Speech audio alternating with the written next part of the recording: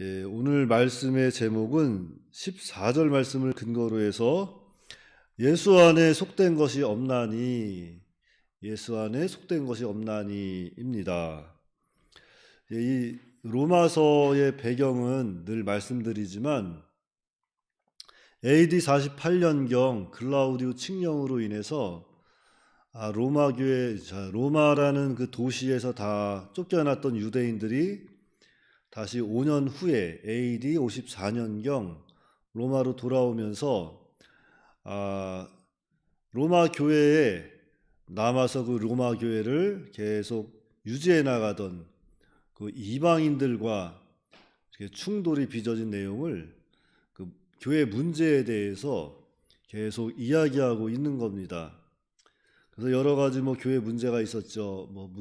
음식 문제도 있었고 제사 문제도 있었고 절기 문제도 있었는데, 이러한 문제를 가지고 형제를 비판하고 판단하면 안 된다, 이렇게 권면하는 거죠. 그러니까 이러한 음식 문제, 절기 문제, 이러한 제사 문제, 또는 교회 안에서 이런 세력 문제로 인해서 교회가 나누어지고 이렇게 다투면 그것은 주님 앞에 옳지 않다 하는 것을 계속 이야기하고 있습니다.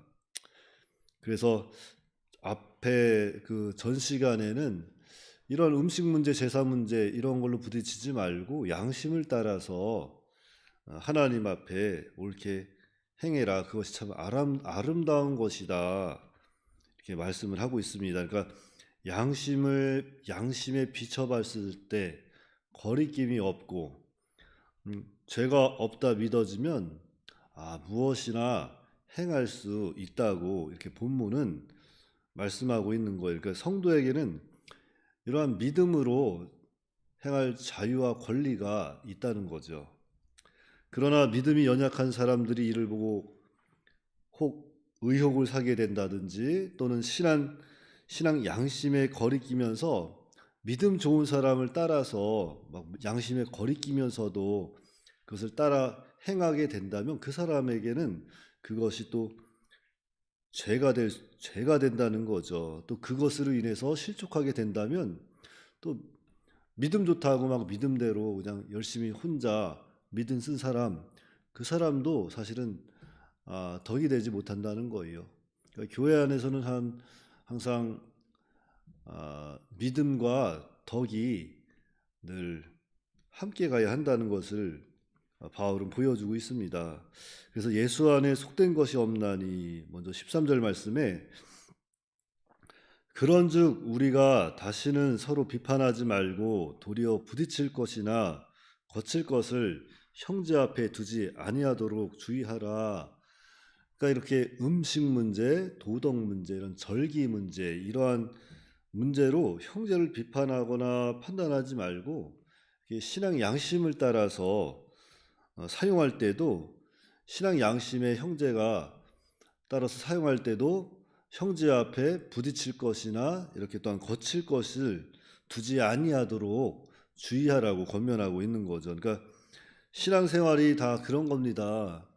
믿음이 좋다고 해서 자기 혼자 그냥 열심히 하는 것도 사실 덕이 되지 못하는 것이고, 또 신앙이 연약하다고 해서 난 믿음도 없는데 그러면서 한 발짝 물러나서 방관하고 또 믿음이 좋은 사람들을 비방하는 것은 그것도 덕이 되지 못한다 하는 거예요.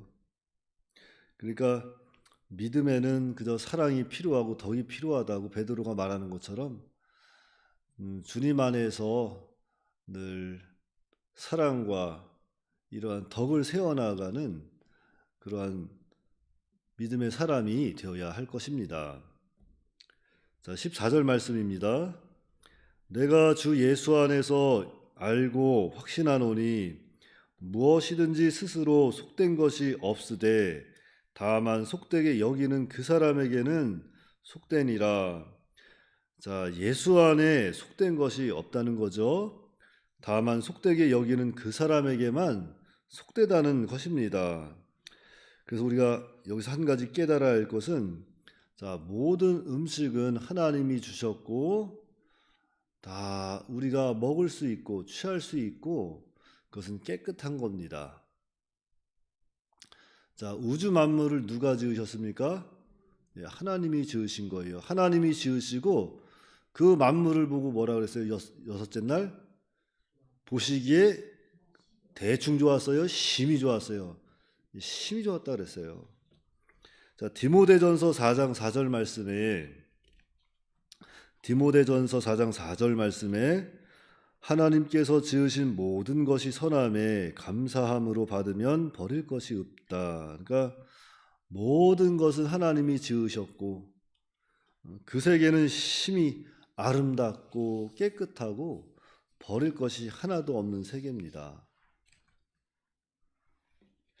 또 마가복음 7장 15, 16절 말씀에도 무엇이든지 밖에서 사람에게 들어가는 것이 능히 사람을 더럽게 하지 못하되 사람 안에서 나오는 것이 사람을 더럽게 하는 것이니라. 그러니까 음식이 사람을 더럽게 하지 못한다는 거잖아요. 그 음식 자체는 깨끗하다는 겁니다. 그러니까 구약에 매여서 이런 음식 문제 가지고 이것이 속되다, 속되지 아니하다 그런 건 의미가 없다는 겁니다.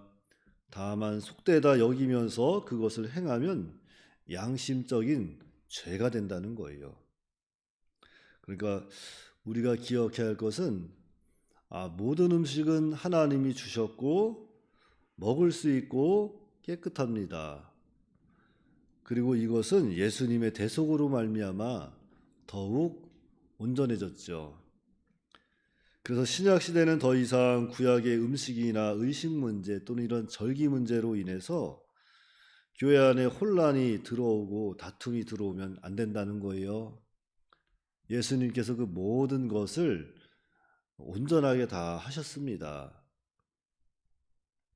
그러니까 예수 안에 속된 것이 없나니 이 말씀을 통해서 우리가 깨달아야 할 것은, 자, 구약의 모든 음식과 의문, 제사 이러한 모든 것들은 다 장차 오실 예수 그리스도를 보여주고 있는 거예요. 나타내고 있는 겁니다. 그래서 오늘날 신약 시대는 이 예수 그리스도의 구속, 이 구속의 사역을 믿는 것이 그 구약의 모든 의식과 제사 다 순종하는 것이고 참여하게 된다는 거죠. 그러니까 예수님 믿는 것만이 우리를 온전하게 할 수 있고 우리가 온전한 그 하나님의 율법 안에 거할 수 있는 거예요. 예수님 믿는 것만이.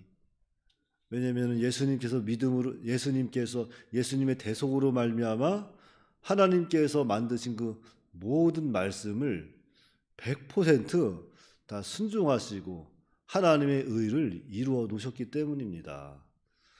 그래서 우리에게는 예수님이 필요한 거죠. 그래서 구약의 음식 문제도 예수님이 십자가의 죽으심으로 말미암아 다 폐지가 된 거예요. 그러니까 더 이상 날 문제도 그래요. 이제는 사실 우리에게는 주일이라는, 원래는 구약의 안식일은 토요일이었지만 이제 신약 시대에 들어와서 주일이 이제 우리에게는 거룩한 날이 됐습니다. 그 거룩한 날 지키는 문제도 사실은 우리에게 거룩한 날은 한 날이 다 거룩한 날이에요. 우리 안에 이제 성령이 내주하게 계시기 때문에. 그러나 우리에게 또 필요하기도 하죠. 거룩한 한 날을 정해서 우리로 하여금 그 날을 지키라고 했으니까. 그래서 우리는 그 말씀을 순종해서 지키는 것이고, 그렇지만 그리스도 안에서는 사실은 우리에게는 한 날 모든 날이 주님의 날이고 주와 함께하는 날이고 그러한 거룩한 날이라는 거죠. 예배하는 날입니다. 모든 날이 주님과의 나와의 관계가 된 날이에요. 그래서 오늘날 이 도덕적인 문제, 의식적인 문제를 가지고 형제를 비판하거나 판단하지 말고 신앙 양심을 우리는 잘 사용해야 합니다. 신앙 양심을 날카롭게 사용해서 잘 분별하고, 특별히 형제 앞에 부딪히거나 거치는 것을 두지 말고 예수 그리스도 안에서 참 자유함을 누리는 그러한 믿음의 삶을 살아야 되겠죠. 그러니까 모든 하나님의 말씀은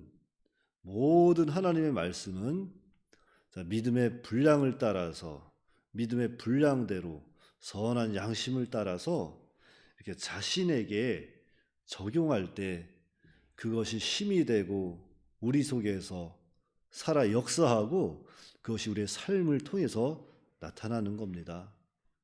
그러니까 모든 하나님의 말씀을 가지고 어떠한 기준을 세워서 다른 사람을 비판하고 비방할 것이 아니라 그 모든 하나님의 말씀은 누구에게 적용하면 돼요? 예, 나에게 적용하되 어떠한 양심의 꺼리낌이 있을 때는 그 양심을 따라서 양심의 꺼리끼는 일을 하지 아니하도록 우리는 또 삼가 조심해야 되겠습니다. 잠깐 기도하겠습니다. 하나님 아버지, 은혜를 감사합니다. 참으로 천지 만물을 하나님께서 창조하시고 그 천지 만물을 보시기에 심히 좋았더라 말씀하시고 하나님께서 우리 예수 그리스도를 통해서 모든 것을 온전하게 하셨고 우리는 그 예수님을 믿음으로 말미암아 더 이상 우리의 억압하는 것은 다 사라진 줄 우리가 확실히 깨닫게 하여 주시옵시고 다만 우리가 하나님의 말씀을 순종해 나아갈 때 하나님께서 선한 양심을 통해서 이 죄와 의를 분명하게 잘 분별하게 하여 주시옵시고 항상 하나님의 말씀을 우리가 따라가며 양심을 따라서 하나님을 기쁘시게 하는 그런 믿음의 삶을 살아갈 수 있도록 인도하여 주시옵소서. 또한 오늘도 한날을 살아가는 동안에 여러 가지 고난 중에 있는 성도들이 있다면 여러 가지 질병 가운데 있는 성도들이 있다면 하나님께서 특별히 불쌍히 여겨주시고 고난 중에 건져주시고 질병 중에 다 치료하여 주시옵기를 속히 회복시켜 주시옵기를 간절히 바라고 원하오며 예수님의 이름으로 기도하옵나이다. 아멘.